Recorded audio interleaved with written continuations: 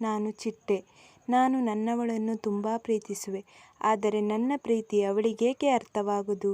ನಾನು ಹೇಗೆ ಸಾಬೀತುಪಡಿಸಲಿ ಎಂದು ಆಲೋಚಿಸುತ್ತಾ ಚಿಟ್ಟೆ ಕುಳಿತಿತ್ತು.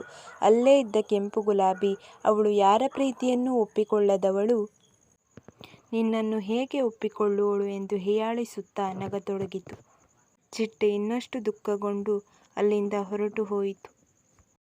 ನೇರವಾಗಿ ಬಿಳಿ ಗುಲಾಬಿಯ ಬಳಿ, ನೀನು ನನ್ನ ಪ್ರೀತಿಯನ್ನು ಒಪ್ಪಲು ನಾನು ಏನು ಮಾಡಬೇಕು ಎಂದು ಕೇಳಿತು.